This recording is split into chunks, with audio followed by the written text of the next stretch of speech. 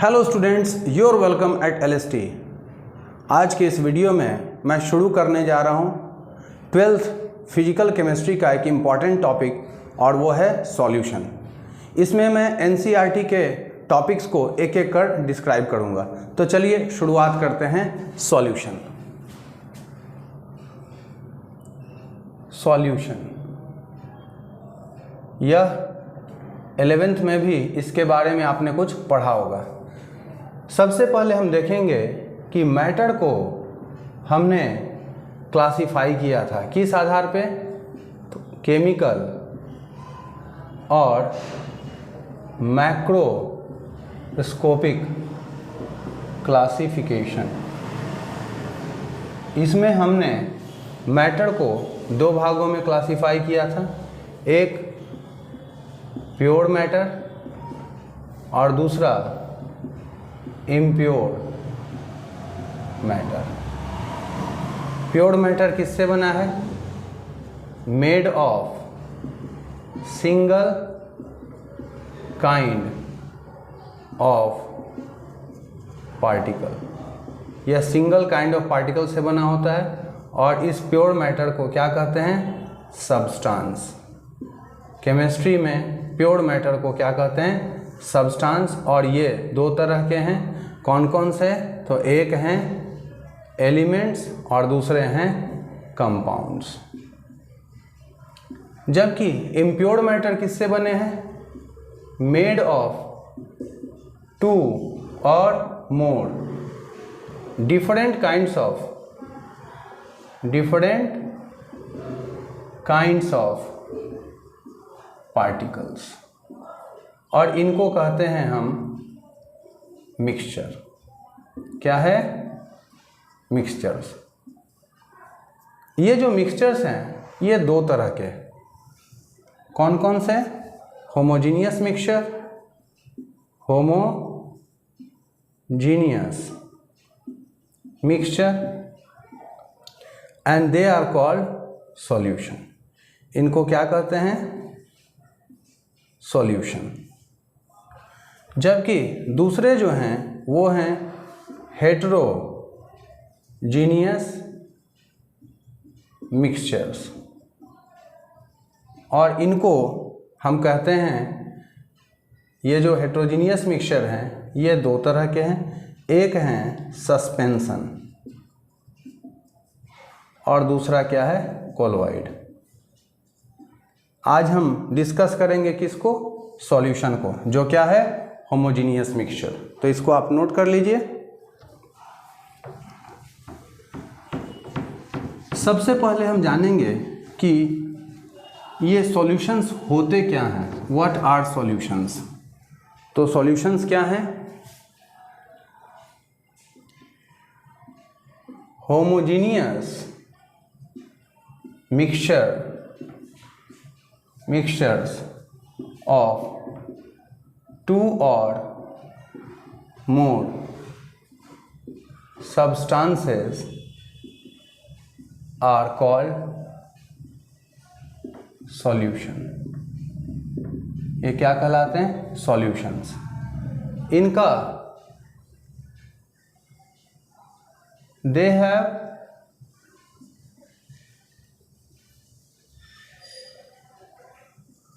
solutions have uniform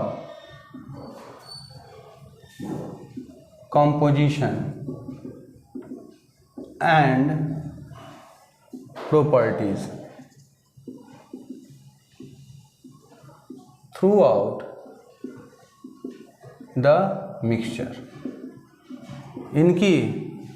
इनका जो composition है और प्रॉपर्टीज क्या होगा? यूनिफॉर्म होगा, हर जगह एक जैसा होगा। दे आर स्टेबल होते हैं। That means there particles do not settle when they are left undisturbed।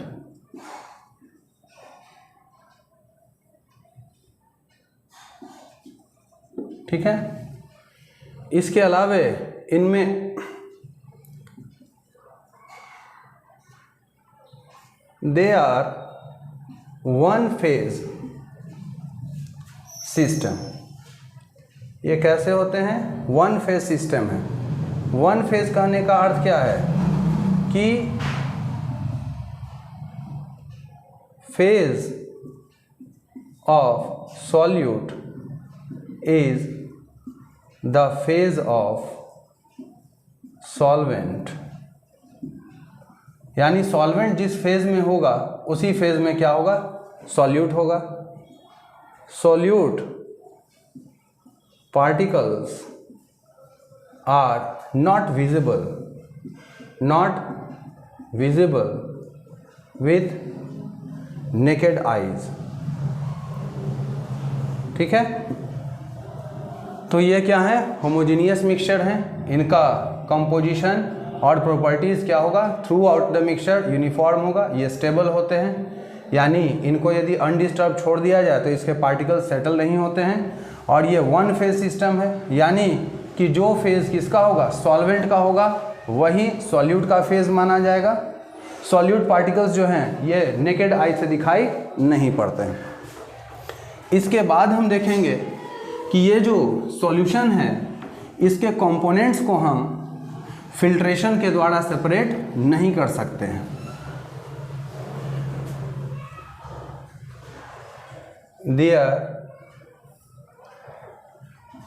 Their particles are less than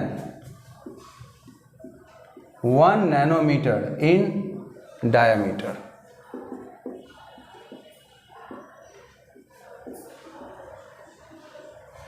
They cannot be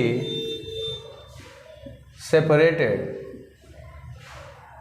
by filtration, यानी कि इनके कंपोनेंट्स को हम फिल्टरेशन के द्वारा सेपरेट नहीं कर सकते। Their components cannot be separated by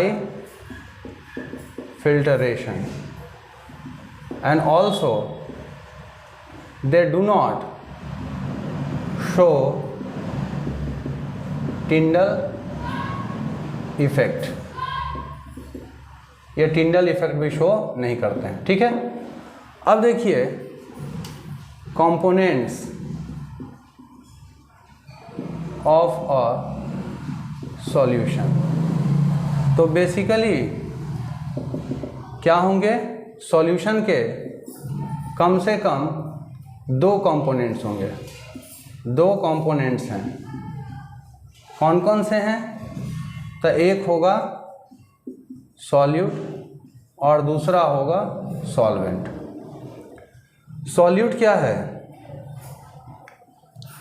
component in laser amount, यानी सॉल्यूशन में जो कंपोनेंट कम अमाउंट में होगा वो सॉल्यूट है, and the component in greater amount is solvent. ठीक है, यह जो है सॉल्यूट क्या होता है? तो इट गेट्स डिजॉल्व्ड। यह क्या होता है? यह डिजॉल्व हो जाता है, एंड यह क्या करेगा? It dissolves the solute into it. और यदि if one of the components of a solution is liquid, then it is always solvent, irrespective of its amount।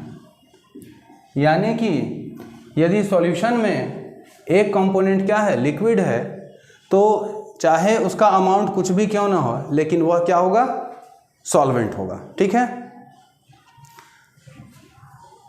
चलिए इसके बाद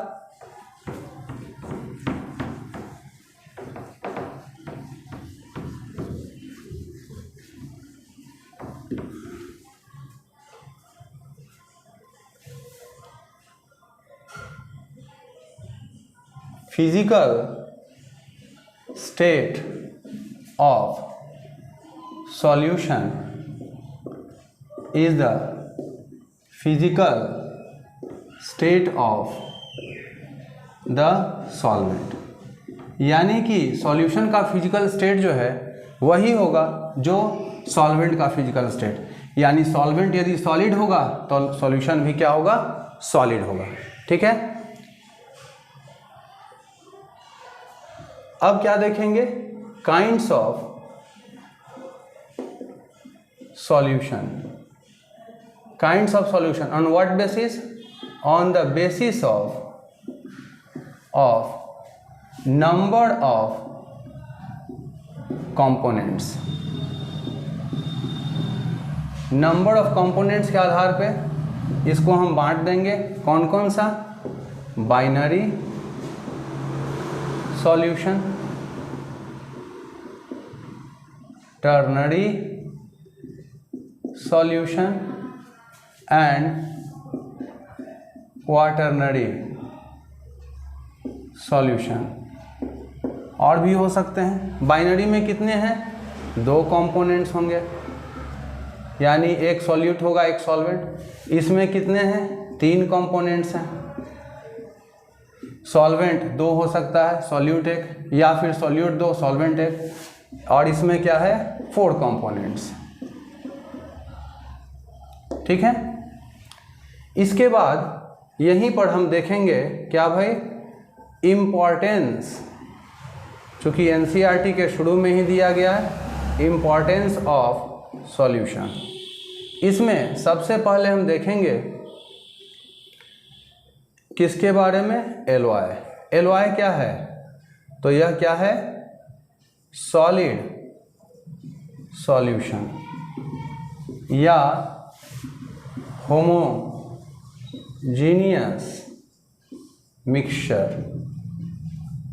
ऑफ 2 और more metals और मेटल एंड नॉन मेटल। ठीक है, यानी एलॉय क्या है, यह मिक्सचर है या सॉलिड सॉल्यूशन है किसका, 2 या 2 से अधिक मेटल का, या फिर मेटल और नॉन मेटल का। एग्जाम्पल में देख सकते हैं, सबसे पहले क्या देखेंगे, ब्रास। तो यह किससे बना है, तो कॉपर प्लस जिंक। फिर क्या है, ब्रोंज है। यह किससे बना है, तो यह कॉपर और टीन से बना है।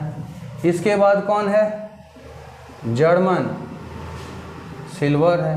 यह किससे बना है, कॉपर, जिंक और निकेल से बना है। इसके अलावा क्या है, तो इसके अलावा 22 कैरेट गोल्ड है।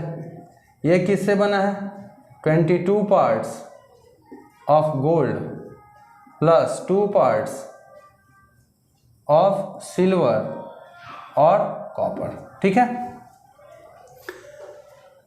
इसके बाद देखिए, इसके बाद क्या है,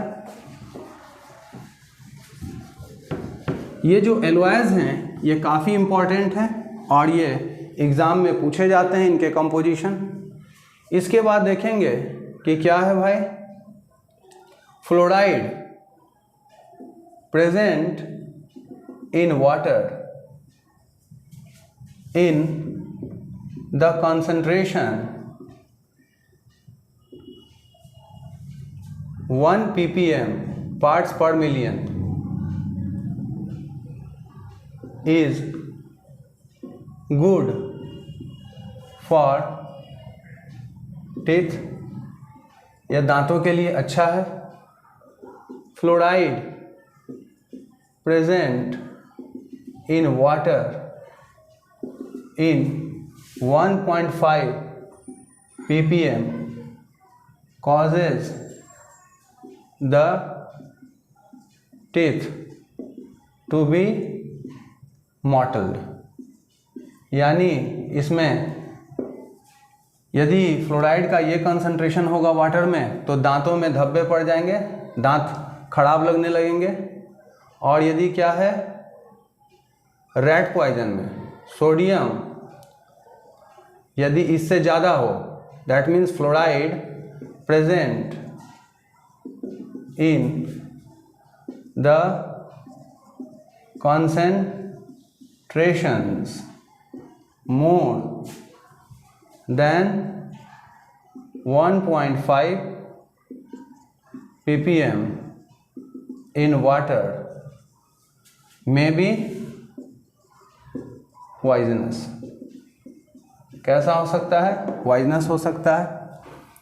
sodium fluoride is used in rat poison,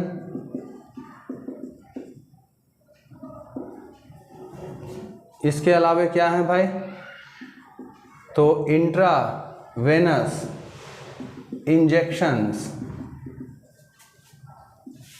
are dissolved in water having salts at specific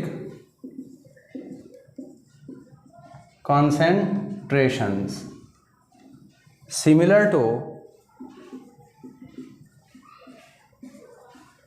concentrations of blood plasma.